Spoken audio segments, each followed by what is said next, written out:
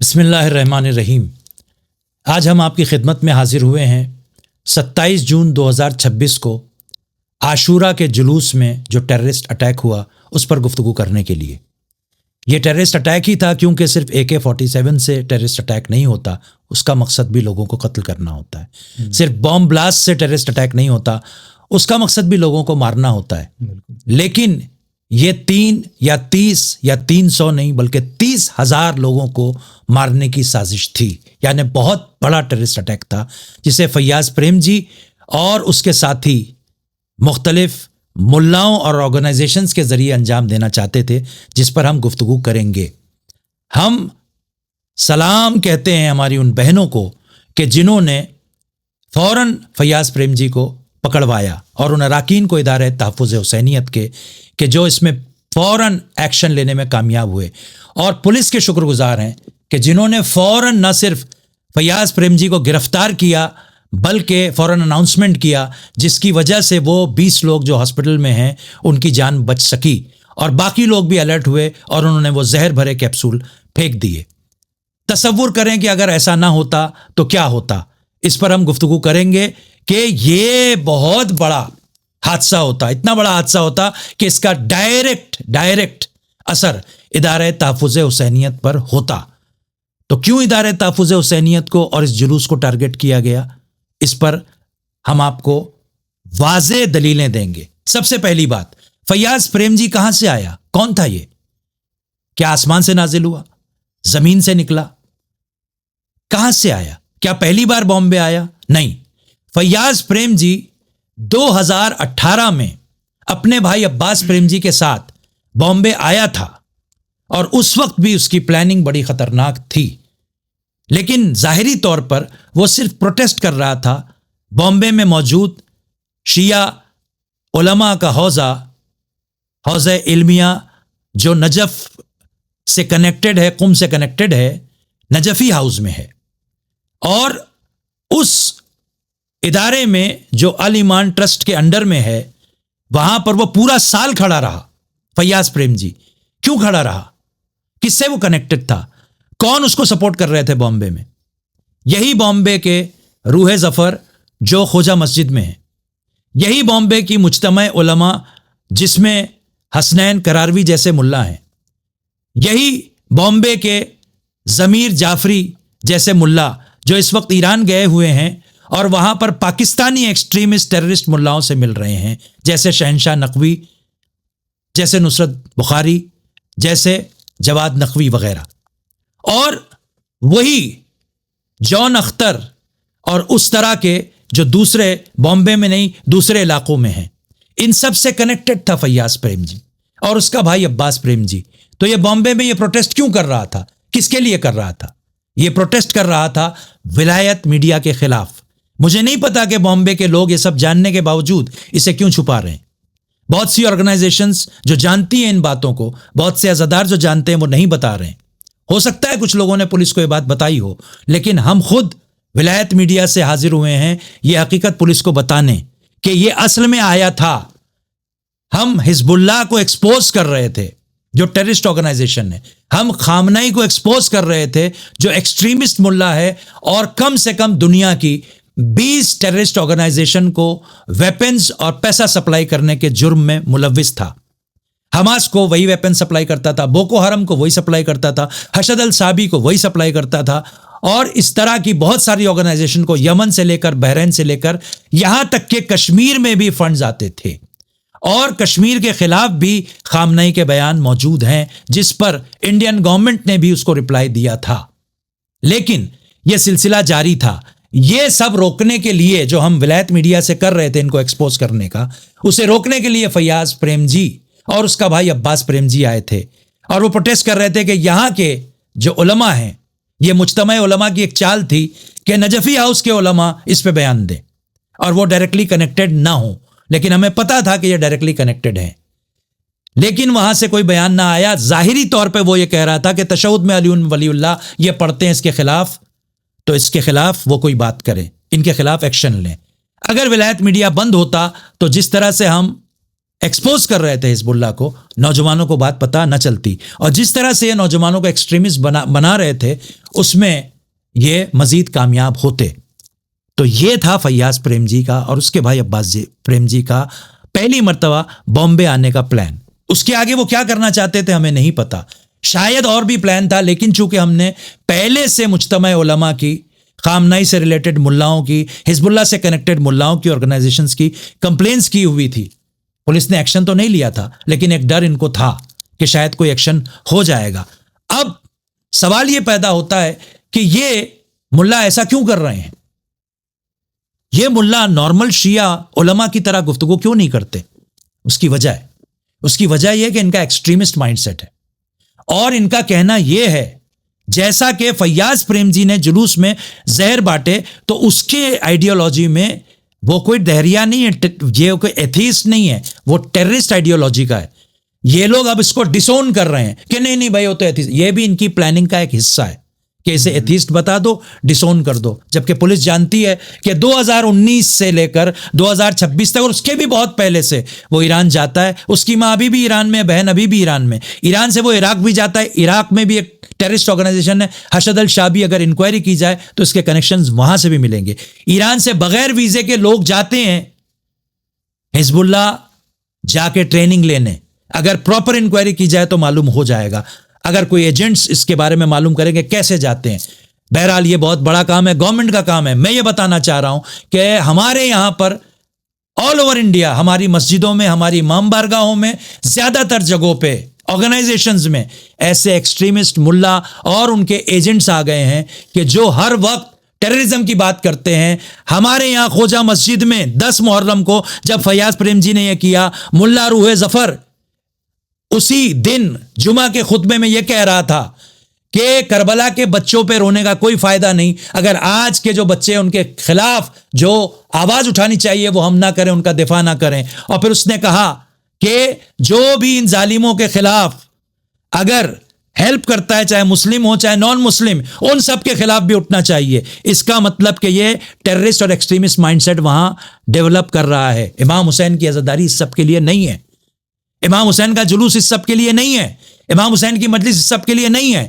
امام حسین سفینہ نجات ہیں، آرک آف سیلویشن ہے، نجات کا ذریعہ ہے۔ ہم پوری دنیا کو امام حسین کے پیسفل پیغام کی طرف بلاتے ہیں، ان کی قربانی کی یاد دلاتے ہیں، جس میں ہندو بھی شریک ہوتے ہیں، کرسچن بھی شریک ہوتے ہیں، یہودی بھی شریک ہوتے ہیں، دیگر مسلک کے لوگ بھی شریک ہوتے ہیں، یہاں تک کہ ایتھیسٹ بھی اس سے متاثر ہوتے ہیں۔ تو یہ کون سا ایتھیسٹ ہے جو جلوس میں اٹیک کرنے کے لیے آ گیا؟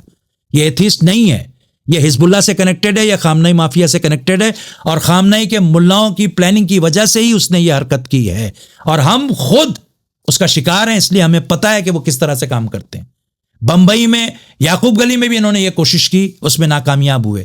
اس کے بعد عافیہ ٹاور میں 2020 میں 18 اکتوبر کو، جبکہ پابندی تھی کہ 5 آدمی بھی جمع نہیں ہو سکتے کورونا پیریڈ میں، یہ 150 لوگ جمع ہوئے، 100 سے 150، اور ان کا مقصد یہی تھا کہ قتل کریں۔ جب ہم نے اپلیکیشن دی تو اس پہ پولیس نے شاید یقین نہیں کیا، ان کو سمجھ میں نہیں آیا کہ یہ کیوں قتل کرنا چاہیں گے شیعہ کو۔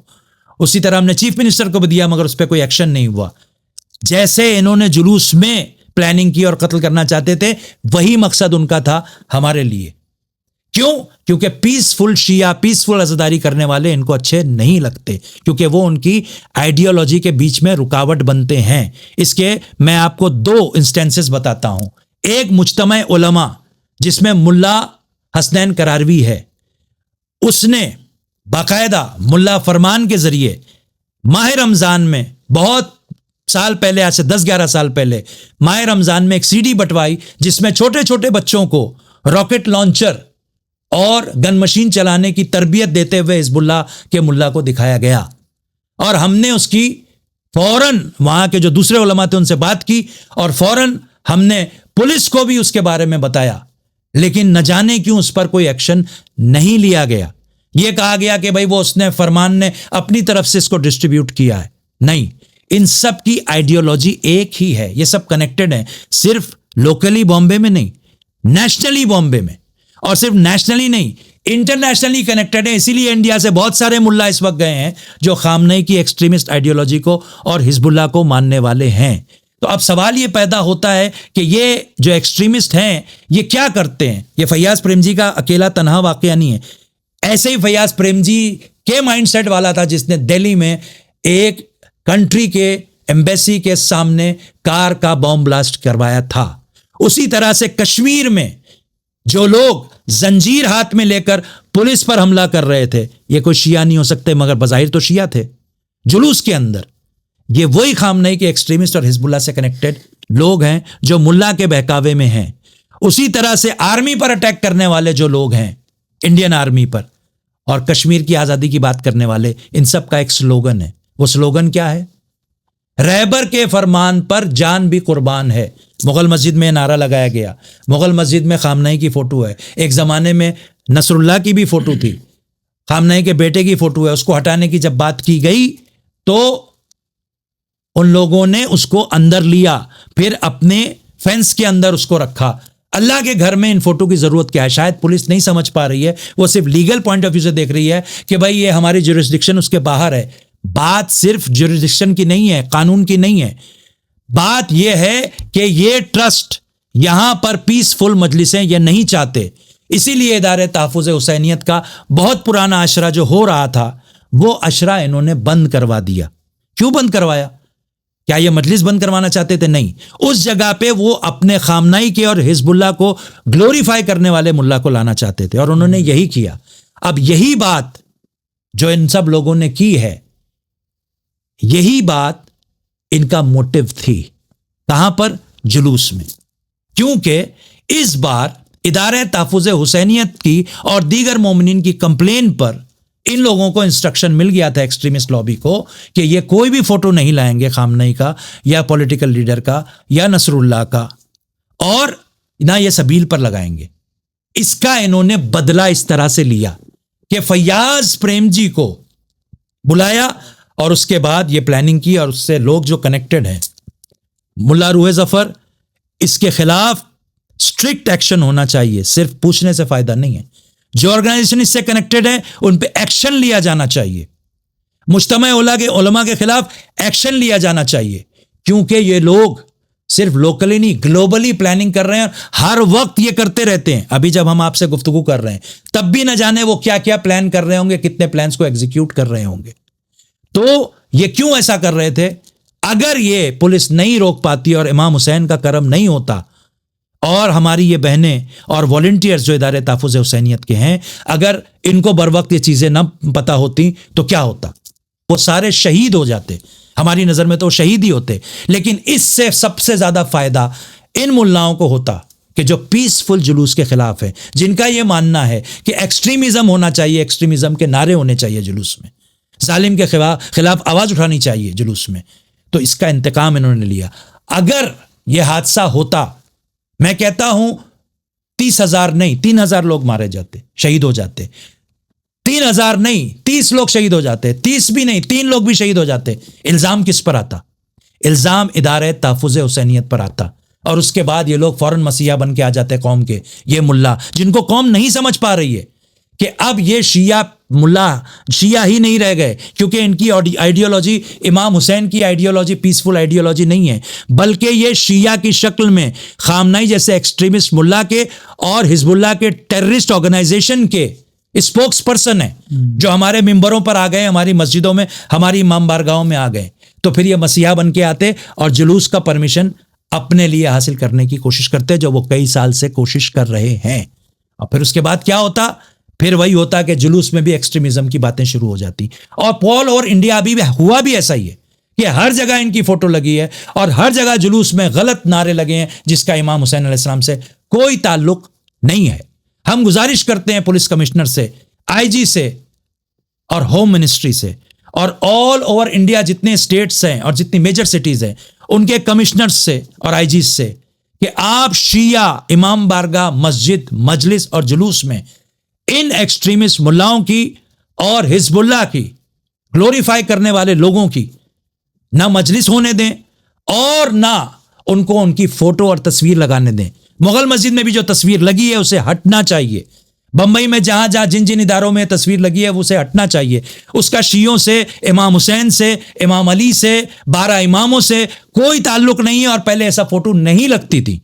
अगर आप ये सब नहीं हटाएंगे तो याद रखिए, ये कश्मीर को आज़ाद करने की तहरीक और इंडिया में हर जालिम के खिलाफ आवाज़ उठाने की जो तहरीक है, ये इसी तरह की एक्सट्रीमिस्ट काम करेंगे।